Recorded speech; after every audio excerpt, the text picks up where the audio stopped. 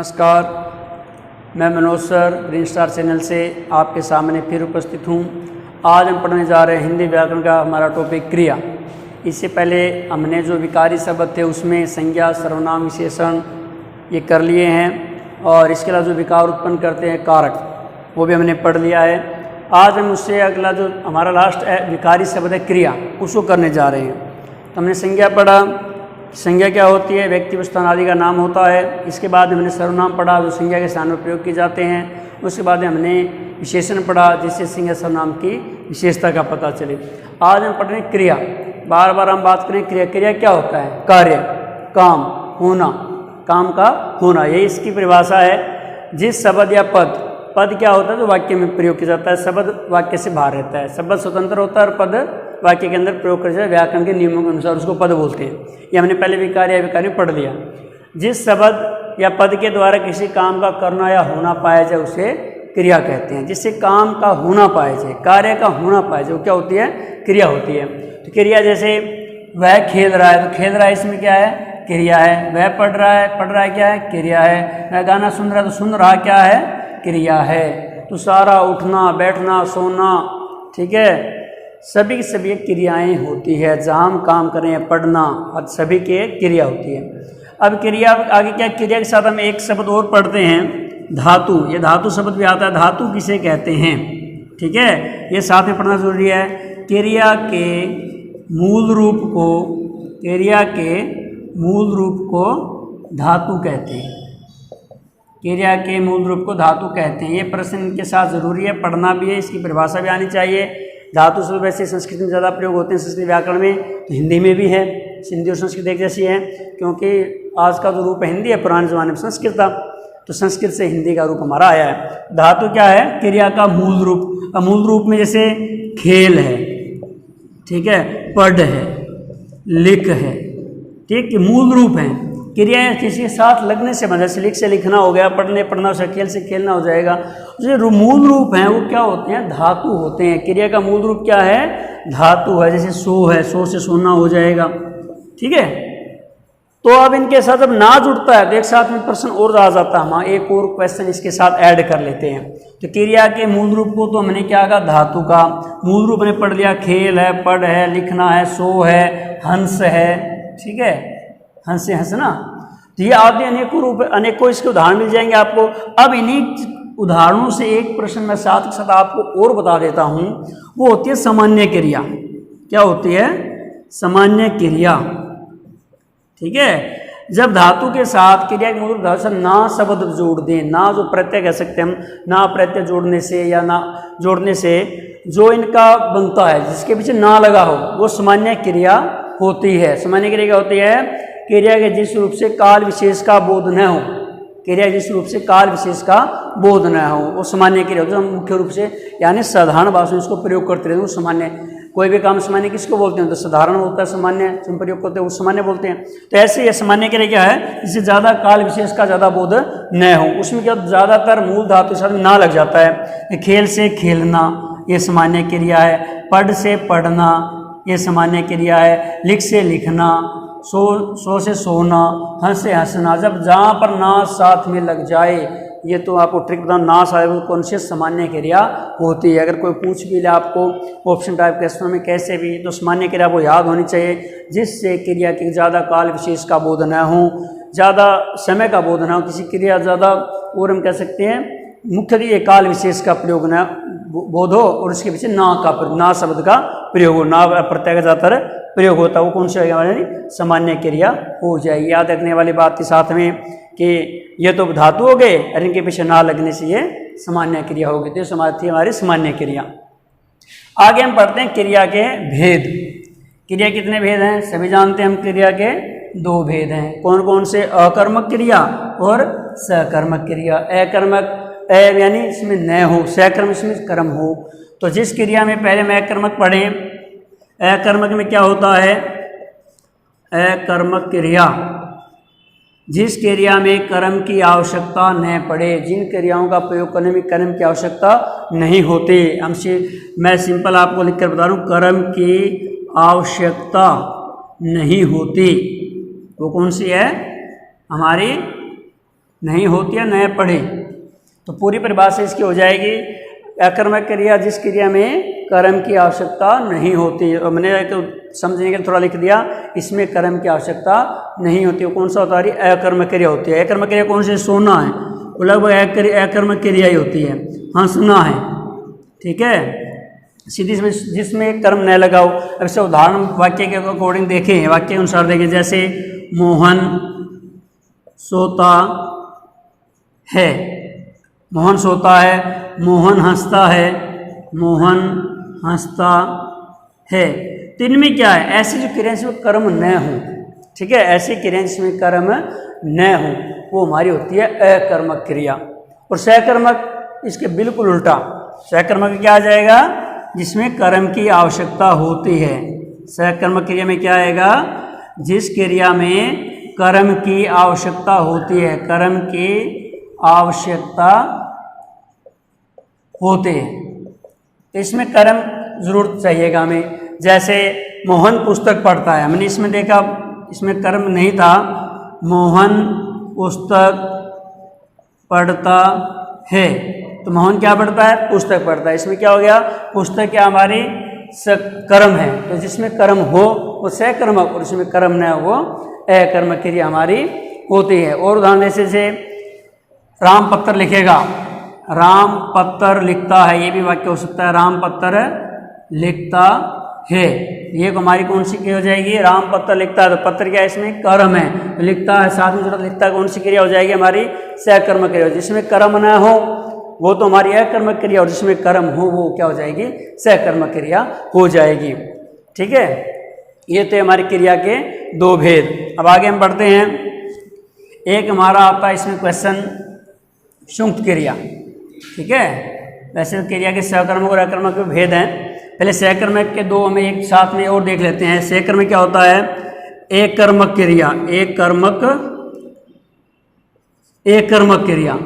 एक कर्मक क्रिया कौन सी होती है? जिसमें एक ही कर्म का प्रयोग किया जाता है। एक कर्मक क्या होगा? जिसमें एक ही कर्म का प्रयोग किया जाता है। पूर्ण भी लिख सकते हैं साथ में, पूर्ण एक कर्मक क्रिया, जिसमें एक ही, जो मैंने भी उदाहरण पढ़े थे, जैसे मोहन पुस्तक पढ़ता है, तो इसमें एक ही कर्म है, पुस्तक पुस्तक, जिसको पूर्ण एक कर्मक क्रिया कहेंगे। इससे लगभग जो वाक्य होते हैं लगभग ये क्या होते हैं? पूर्ण एक कर्मक के होते हैं। जैसे मोहन पुस्तक पढ़ता है, मोहन क्रिकेट खेलता है, मोहन स्कूल में जाता है, ठीक है, ये सारे क्या हो जाएंगे? हमारे एक कर्मक क्रिया हो जाएगी। अब आता है पूर्ण द्विकर्मक क्रिया। इसमें क्या हो जाएगा? पूर्ण द्विकर्मक। एक कर्मक में मैंने पढ़ा, जैसे नाम इसका, जिसमें एक ही कर्म प्रयोग किया जाए। इसमें क्या होता है? एक कर्म होता है। और द्विकर्म में, द्वि में क्या होते हैं? दो। इसमें कितने हो जाएंगे? दो कर्म हो जाएंगे। दो कर्म कैसे हो जाएंगे? अभी समझ लेते हैं कोई उदाहरण। जैसे माँ ने बेटे को दूध पिलाया, माँ ने बेटे को दूध पिलाया। अब देखो इसमें, अब दूध भी कर्म है और बेटा भी कर्म है। कर्ता ने कर्म को, दोनों आगे ना।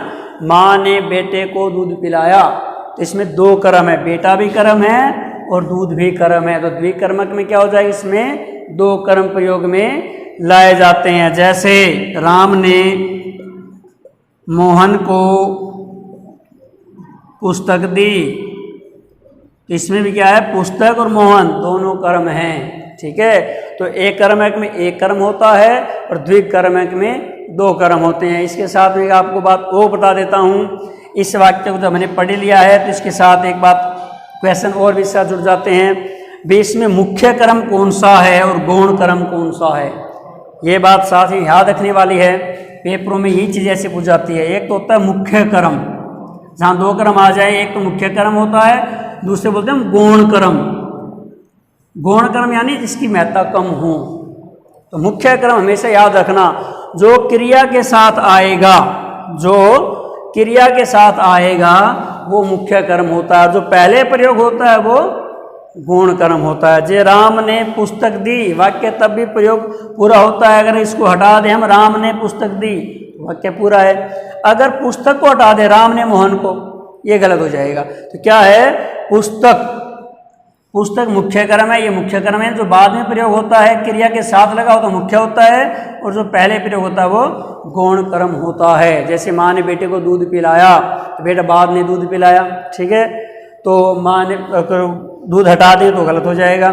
तो ये बात याद रखने वाली है, मुख्य कर्म बाद में प्रयोग होते हैं, क्रिया के साथ प्रयोग होता है, और जो गौण कर्म होता है वो क्रिया से मुख्य कर्म से पहले प्रयोग में लाया जाता है। तो ये हमने पढ़ लिया, सकर्मक क्रिया के दो भेद हमने पढ़े थे। तो सकर्मक में हमने क्या पढ़ा, एक कर्मक जिसमें एक कर्म का प्रयोग जाए, द्विकर्म इसमें दो कर्मों का प्रयोग किया जाए। एक हमारा और क्वेश्चन आता है इसके साथ, एक होती है समापिक क्रिया, क्रियाएं बहुत हैं, इनके साथ साथ आपको प्रयोग पूरा कर रहा हूँ सारा चैप्टर।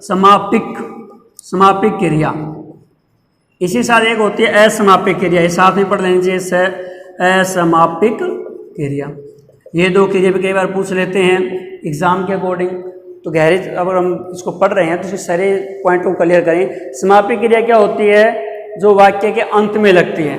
समापिक क्रिया क्या होती है, वाक्य के अंत में लगती है, और क्या है, वाक्य को पूर्ण करने की सूचना देती है। अंत में लगती है और वाक्य को पूर्ण करना, यानी वाक्य की समाप्ति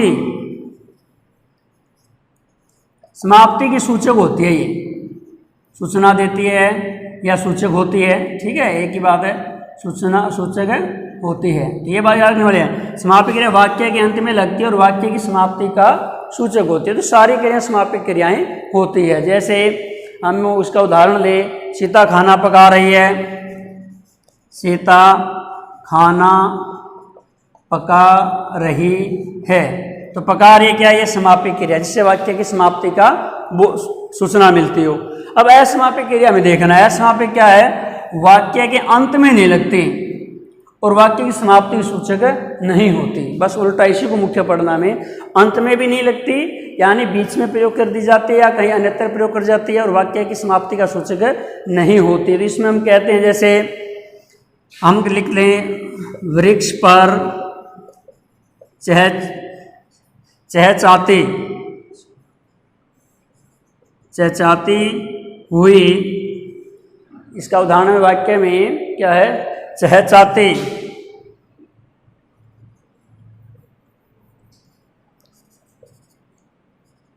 चहचहाती शब्द क्या भाई, चहचहाती, वृक्ष पर चहचहाती हुई चिड़िया, वृक्ष पर चहचहाती हुई चिड़िया कितनी सुंदर है, कितनी सुंदर है। ये देखो, वृक्ष पर चहचहाती हुई चिड़िया कितनी सुंदर, तो चहचहाना क्या है, क्रिया है, लेकिन समाप्ति की सूचक नहीं है और वाक्य के अंत में भी नहीं लगी हुई है। तो ये हमारी कौन सी क्रिया हो जाएगी, असमापिक क्रिया हो जाएगी। और हम जैसे राम रेडियो सुनता हुआ खाना खा रहा है, खाना खा रहा है। अब खा रहा है वो तो समाप्ति की सूचक, तो समाप्ति क्रिया हो जाएगी। लेकिन सुनता ये वाक्य समाप्त नहीं हो रहा है यहाँ पर, तो वाक्य के बीच में प्रयोग है, तो कौन सी हो जाएगी, असमापिक क्रिया हो जाएगी। तो क्रिया के साथ हमने दो टॉपिक और पढ़ लिए, एक समापिक क्रिया और एक असमापिक क्रिया। एक होती है संयुक्त क्रिया, यह भी इसमें एक आता है, संयुक्त क्रिया।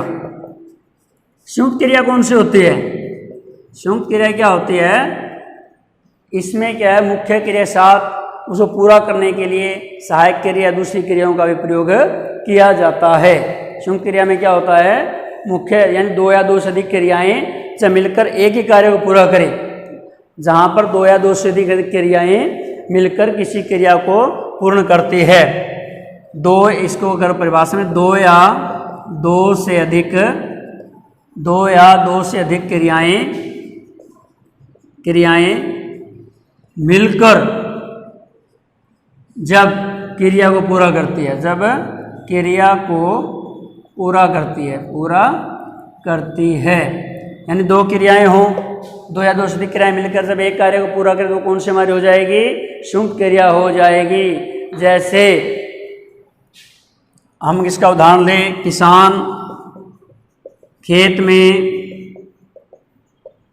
बीज बो रहा है। अब बोना क्या है, मुख्य क्रिया है, रहा है साथ में दूसरी क्रिया से साथ हो, यानी तीनों शब्द मिलकर के एक बोना शब्द क्रिया कोई पूरा कर रहे हैं, तो कौन सी हो जाएगी, ये सुंक्त क्रिया हमारी हो जाएगी। ठीक है। अब सुंक्त क्रिया में एक बात, चलो बाद में एक उदाहरण और ले लेते हैं हम इसमें, साथ में एक बात और दो बातें और बतानी, इसके साथ में दो क्रियाएं और लगी होती है। किसान खेत में बीज बो रहा है, तो बो रहा है क्या है, सुंक्त क्रिया, रहना अलग है और बोना अलग है, बोना क्रिया अलग है, रहना क्रिया अलग है, इसको अलग अलग करके देखें तो बो रहा है एक ही कार्य कर रही है, तो क्या है, और हम इसका उदाहरण ले सकते हैं समापी क्रिया का, जैसे मोहन बाग में टहल रहा है, मोहन बाग में टहल रहा है। अब टहलना क्रिया, रहा है ये अलग है, इन तीनों मिल करके एक ही क्रिया का प्रयोग किया जा रहा है, तो एक हमारी कौन सी सुंक्त क्रिया हो जाएगी। अब सुंक्त क्रिया, अब हमने चीज़ें पढ़ ली, जैसे टहल रहा है। अब जैसे इंग्लिश में हम पढ़ते हैं सहायक क्रियाएं, ठीक है, हेल्पिंग वर्ब, वो इसमें है। अब तीनों को मैं बता रहा हूँ, है जो हमारी क्या है, हेल्पिंग वर्ब है, यानी सहायक क्रिया बोलते हैं इसको, हिंदी में क्या बोलते हैं, सहायक क्रिया है क्या हमारी, सहायक क्रिया है। टहलना हमारी क्या है, मुख्य क्रिया, इसमें टहलना क्या हमारी, अब तीनों को अलग बताता हूँ, टहलना क्या है, टहल मुख्य क्रिया हो जाएगी, है हमारी सहायक क्रिया हो जाएगी। अब कोई पूछ ले तो रहा क्या है, ठीक है, इसको रंजक क्रिया बोलते हैं, हम क्या बोलते हैं, रंजक क्रिया, ये बात ध्यान रखना। मुख्य क्रिया, रंजक क्रिया और सहायक क्रिया, इन तीनों का अलग अलग नाम है, अगर आपने पहले पढ़ा हो तो अलग बात, नहीं तो ये नई बातें हैं। सहायक क्रिया है जो सभी में था, है, ठीक है, जैसे हम इंग्लिश में पढ़े था, है, ये सारे क्या है, ठीक है हो गया, था हो गया, गा हो गया, सारी क्या सहायक क्रिया होगी। टहलना इसमें क्या है, मुख्य क्रिया, जो बीच में रहा है, रहा उसको रंजक क्रिया परिभाषा क्या हो जाएगी, जो मुख्य क्रिया और सहायक क्रिया को पूरा करने के लिए सहायता देती है, उनके साथ प्रयोग की जाती है, मुख्य क्रिया और सहायक क्रिया को पूरा करने के लिए साथ देती है, उनका साथ निभाते हैं, वो हमारी क्या हो जाएगी, रंजक क्रिया हो जाएगी। तो मुख्य क्रिया, रंजक क्रिया और सहायक क्रिया, ये तीन क्वेश्चन भी इसके साथ में कंप्लीट हो जाते हैं। एक हमारा हो गया सुंक्त क्रिया हो गया, ठीक है, सुंक्त क्रिया हो गया। इस हमें ये भी बता दें रंजक क्रिया क्या होती है। मुख्य क्रिया जो कार्य का, जो किसी कार्य को या वाक्य में पूरा करने के लिए मुख्य रूप में उपयोग की जाती है, मुख्य क्रिया हो जाएगी। तो हमने कितनी क्रियाएं पढ़ ली, नाम धातु जन सामान्य क्रिया पढ़ ली हमने, नाम धातु बोलते हैं सामान्य क्रियाओं को। अकर्मक क्रिया पढ़ ली, सकर्मक क्रिया पढ़ ली, सकर्मक मैंने एक कर्मक पढ़ लिया, द्विकर्मक पढ़ लिया, सामान्य क्रिया पढ़ लिया, सुंक्त क्रिया पढ़ लिया, और इसके अलावा रंजक क्रिया, सहायक क्रिया, सारी क्रियाएं क्रिया के इस चैप्टर में आती है, ठीक है। तो ये तो हमारा क्रिया का पूरा, दोबारा से एक बार थोड़ा पुनरावृत्ति करें तो काम या करना होना क्रिया होता है। क्रिया के दो भेद है, अकर्मक क्रिया और सकर्मक क्रिया। अकर्मक इसमें कर्म की आवश्यकता नहीं पड़ती और सकर्मक कर्म की आवश्यकता पड़ती है। तो इतने क्रिया का टॉपिक हम कंप्लीट कर लेते हैं। इसके अलावा हमने पढ़ा धातु, धातु के अलावा हमने पढ़ा सामान्य क्रिया, इसके साथ ही जुड़ जाते हैं, फिर एक कर्मक, द्विकर्मक, संयुक्त क्रिया, ये सारी क्रिया हमने लगभग पढ़ ली है। तो इसके आज की वीडियो में इतना ही।